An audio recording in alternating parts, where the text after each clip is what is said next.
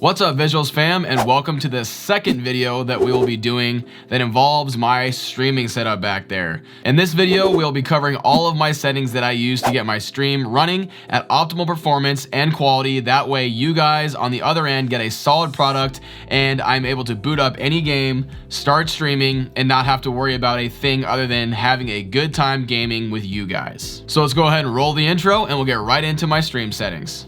Let's go.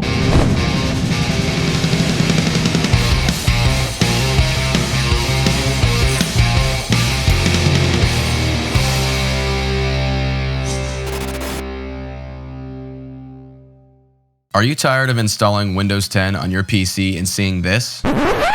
Only to figure out that you have to pay this to get rid of it?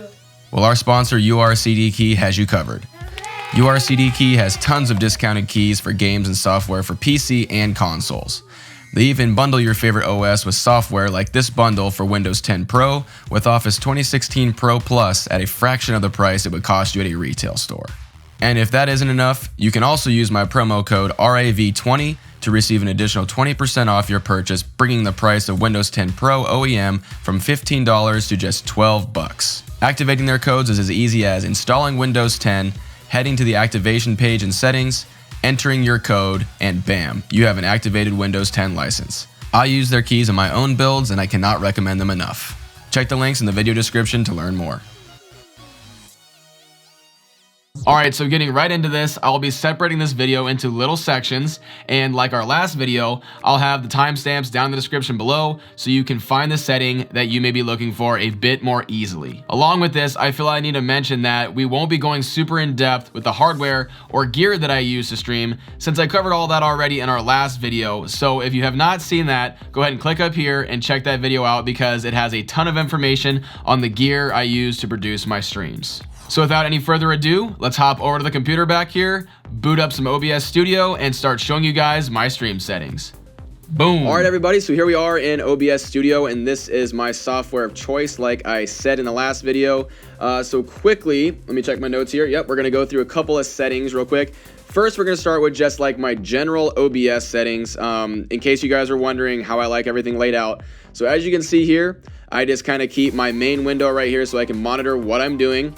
Especially, I'll get to my actual windows and the specifics of them in a minute, but I can monitor, myself, make sure everything's going good, the chat, all that kind of stuff. And then you can see right here, I make sure that I see that both of my streams with Restream are online and they are working.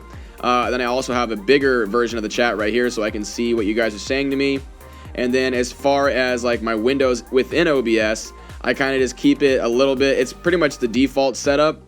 With my scenes here, my sources here, audio mixer here so I can make changes on the fly, and then as you can see right here, I can see my audio waveforms, and I just try to keep it, in the yellow, maybe a little bit of red if I talk a little bit loud, but that's pretty much it. I kind of just try to keep it right here, and then my transitions, you can mess with those right there, and then all of my different controls right here for starting a stream, recording, going into studio mode, settings, and exiting OBS. So that's my general, just layout of OBS right there. All right, so next we're gonna get right into what my stream settings are. So let's go ahead and in OBS, let's go down here to our settings button right here, and you'll see that this will pop up. We'll move it right here so I'm there and this is here. So we'll kind of just start with my this general tab right here. There's nothing too weird about it. I don't think I have anything a little bit different. This is what you can use to change different things out here, but I haven't messed with anything. I use the dark mode. That's probably the only thing that I've changed, but that's like the default thing anyway, so I just leave it like that. And then from here, I think I want to start with video because this is like the most important thing when you first get right into OBS. You want to make sure that your video resolution, everything is set to what you are going to be using, because that kind of dictates what all of your screens and different panels are going to look like and how they're going to be sized. So you want to make sure that your base canvas resolution is kind of like what size you want to be streaming at.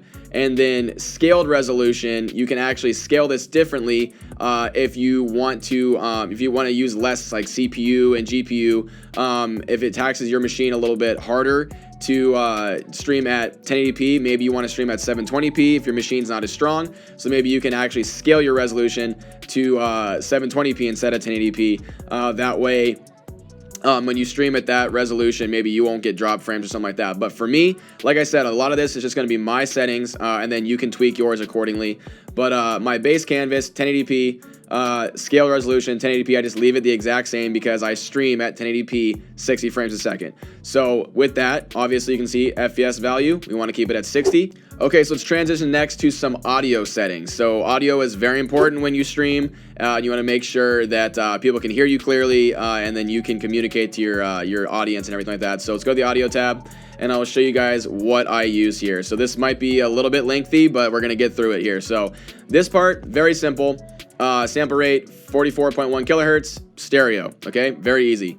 And then when you get down to devices, you just want to make sure that your audio device that you are going to be listening to your sound from is selected here. So obviously all of my sound goes into my Sound Blaster AE5 Plus sound card. So that's what my default device is here. And then you want to make sure that your mic that you're going to be using, my mic right here, my Blue Yeti, you want to make sure that is selected in your mic auxiliary audio number 1. And then if those are selected, you'll be able to see them down here. So you can see your mic auxiliary right there. You'll see me talking, hello, hello, hello. There's the waveforms right there. And if there's any desktop, you can actually hear that right now. Hold on one second. That's my desktop audio coming from my AE5 Plus. So that's a perfect example right there. You can hear everything coming from there. Okay, and so the part right here that really matters are my actual Blue Yeti settings, okay? So here's what my actual settings on the back of my mic are. Alright guys, here's just a quick look of the back side of my Blue Yeti, and you can see that my gain, I usually keep it just about a quarter of the way up, and then the pattern, vocal pattern, I usually just keep it on the cardioid setting, and I just leave those two things alone.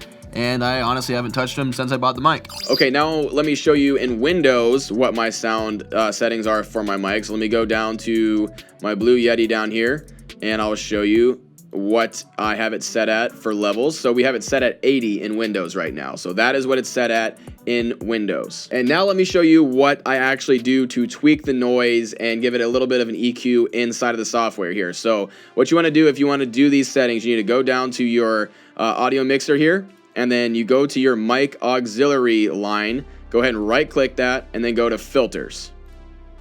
All right, when you get into filters, you'll see that I have a few of them up here. So let me go ahead and move that out the way so you can see me still. So we have 4 different filters I want you guys to look at here. So we'll start with the noise suppression filter. So this is to help ambient noise not get into your mic. So right here, I have the suppression level set at -45 dB. And if you guys want to add a new filter, all you gotta do is press this little plus right here, and then it'll ask you which one right here. So basically for the noise suppression, you'd go here, press noise suppression, okay? Same thing for the rest of these. So the next thing we're gonna do is noise gate, and then at noise gate, we want the close threshold to be -38 dB, open threshold to be -30 dB, attack time is 25 milliseconds, hold time is 50 milliseconds, release time 50 milliseconds. All right, let's move on to the next one to our, let's do the regular compressor first because the limiter is something different. All right, so your regular compressor, for your ratio, you want, it's I believe 3.00 to 1, and then threshold, we want -24 dB, attack, we want 3 milliseconds, release, we want 15 milliseconds, output gain, you want 6 dB, and sidechain ducking source, just leave that at none, okay? So that's your regular compressor to give it a little more punch when you talk. And then our limiter, so this is basically to help with those like big plosion sounds and like when you get excited while you're streaming and stuff like that. I talked about this when I reviewed a bunch of Sound Blaster's products. They have a built-in EQ like that, called, I think it's like noise or volume control or something like that. This is something that you can do yourself inside of OBS to do the exact same thing with your microphone. So if you want to set this limiter, you basically want to set your ratio to 10 to 1, your threshold to -6 decibels, attack to 1 millisecond, release to 15 milliseconds, output gain 0, and again, ducking source, sidechain, none.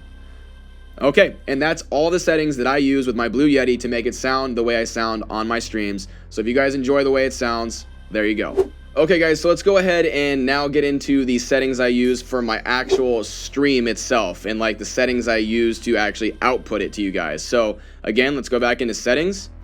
and then we're gonna go ahead and go over to stream first.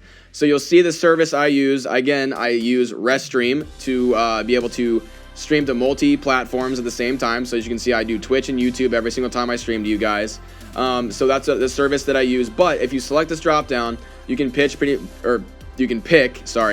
much any one of these that you want to pick. And basically, if you're gonna just stream to one, the way you do that, all you got to do is select like YouTube, and then it will say your primary ingest server, and then you have a stream key. So when you go to your YouTube page, it'll give you a stream key at the bottom of your go live page, and you would just enter that in there every time you stream. And usually it's the same for every person, so it only changes if you want it to change. You can request a new one. So that's how you do it, like for a single service. But again, I use Restream, so I select Restream RTMP. And what's cool about Restream, like I showed in the video, if you guys never saw my video about Restream, go ahead and click up here over there, and I'll show you guys what it actually does. But it actually has a feature where it auto detects a server for you, or you can actually pick where you want, but it'll auto detect a server and it'll connect you to the fastest server every time. So that's why I really like using this service. But anyway, all you got to do is basically connect your account, like your Google account for YouTube or Twitch, and it'll do it for you every single time. So when I want to stream, literally all I got to do is get everything set up and press start streaming. That's it, and it already works. So that's the reason why I love using Restream. Anyway, so my output, let's go through this. This is something that's very important here, my stream output settings. So this is probably what you guys came to watch this video for, so pay attention here because this stuff is important. So here we go. For my streaming output here. So obviously the audio track, just want to keep it at 1 because that's all I use. The main big thing here that you guys probably had a big question about, how I stream, like I mentioned in my last video, I use the new NVIDIA NVENC H.264 encoder, and yeah, this basically uses that Turing encoder on my RTX 2080 I have over here in my system, and it uses that to do all of the GPU processing. That way it takes all of that load off of your CPU. That way your GPU can do all of the graphics and heavy lifting processing, and your CPU can focus on stuff like this, the little pretty, you know, pop-ups and whatever else that I do on my stream. So very important stuff. Very cool that NVIDIA has this, and it makes streaming now accessible to a lot more people, I think, you guys. And it's been working great for me.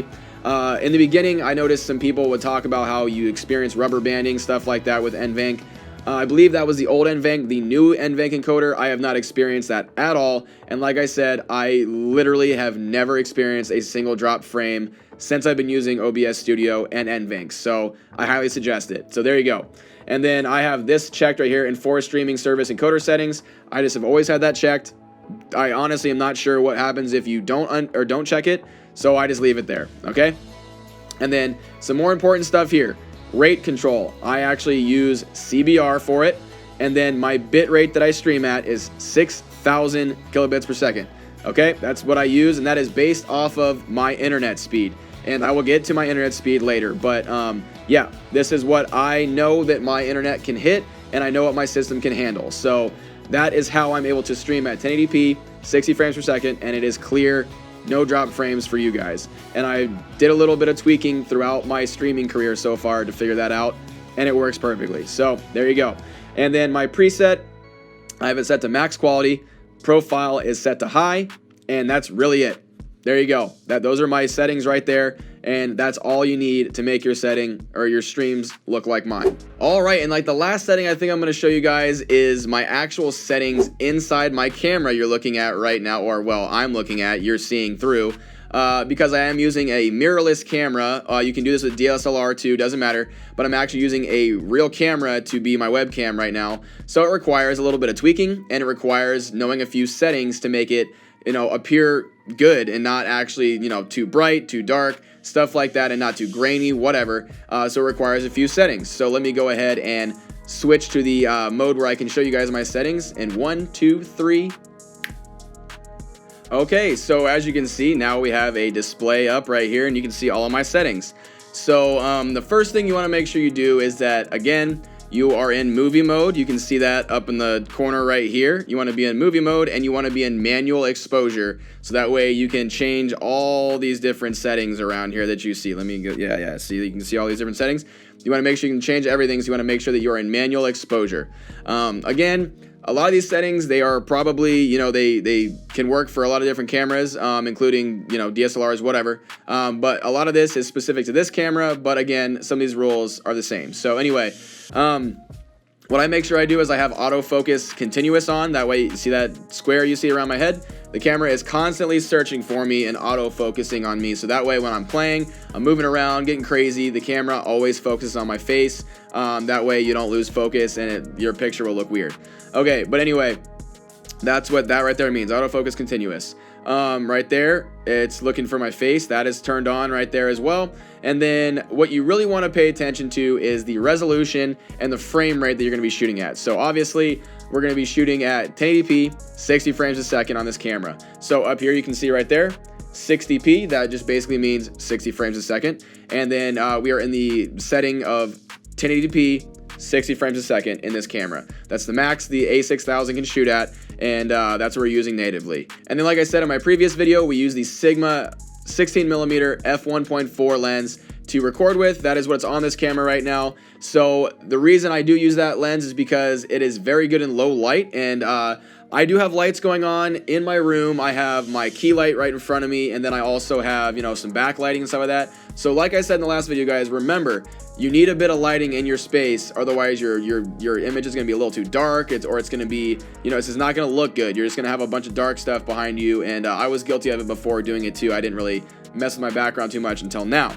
But anyway, so make sure you got some good lighting, make sure you can actually see yourself, and it will help a lot more with your settings that you use. So with the lighting situation I have in my room, because it is still a little dark in here sometimes, I'm shooting at 1/25th, and the reason for that is the 180 degree rule in photography and videography. If you guys don't know what that is, don't worry.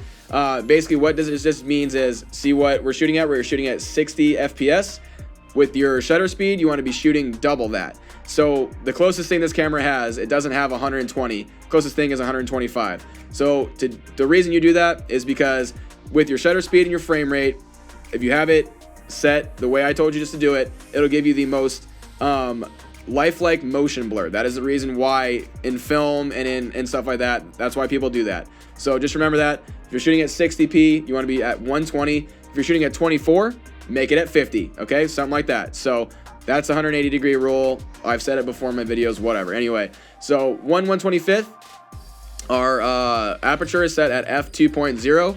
And again, that's because we're kind of in a dark area, and also that gives me a nice, really cool, like creamy motion blur or a blurred background, and I actually really like that. So this camera can go all the way down to an f1.4, opening that thing all the way up. So very good lens on this camera. So yeah, f2 works perfectly for what I do. And then of course over there, you can see the ISO. The reason I have to bump the ISO up to 400 is simply just because it's a little dark in here sometimes, and I want to make sure that you can actually see me. So yeah, I had to bump my ISO up just a little tiny bit. Normally, you want to make sure you can get your ISO as low as possible, because when you bring your ISO up, you end up getting more noise in your image. You get a little bit of background grain. But luckily at ISO 400, we don't really get that, so we're good to go there. And then really the only other thing that I do is I make sure that my light is set to 5600 Kelvin. That's what I shoot at pretty much all the time, because that is natural daylight. So that's what these lights are. And then back there, when I actually have the key light on, when I record my face cam, that's what I record always, the temperature I always record at. So you want to make sure you have all those things set to that if you're using a camera, and you will be good to go. All right, one more thing I want to mention before we conclude here is what my internet speed is running at, since I know some of you are probably wondering how I'm able to maintain that 1080p 60 FPS stream at a 6K bit rate with 0 drop frames at all. So here's a quick internet speed test of what I'm getting from my ISP, Comcast, if you guys were wondering, and hopefully this shows how I'm able to maintain those settings without being, you know, super choppy or dropping frames all the time. Okay, so that's really it. Not super complicated at all, but I have definitely noticed a difference in my streams with those little tweaks that I've made over time, and I think it has definitely upped the production value of my stream I put on as well. So hopefully you guys feel the same, but either way, even if you don't, comment down below and tell me what you guys think of my streams, and if you enjoy them as it is, or if you guys think maybe there's something that I should tweak. I would love to hear from you guys in the fam. And speaking of the fam, let's transition to family time. So the question today from the Visuals fam comes from Homeless Builder, and they ask, hey, hi. Anyway, if I wanted to buy a 1650, I need to buy a 6-pin and what else? By the way, I have a 9020. So I'm assuming they're talking about they have a Dell 9020. So with the 1650, you only need the 6-pin adapter if you have a model that requires one. So a lot of just regular 1650 models do not require any external power at all and can slot right into a Dell 9020 with no issues. Also, if you're running that 9020, it actually has a ton more potential and can accommodate some more powerful GPUs than that 1650 if you make some modifications for it. So be sure to check out my video up here if you have not seen that video, if you're interested on maybe upping your game with that system a little bit more. Anyway, I hope it helps you out, and happy gaming. All right, fam, that's gonna be it for me today. So as always, if you enjoyed this video and found it helpful or even entertaining, something like that, please leave the video a like so I know you guys dig this type of content. And along with that, if you're not already part of the Visuals fam and you wanna join a really awesome community, consider getting subscribed with notifications on. That way you will never miss a video or stream when it decides to go live.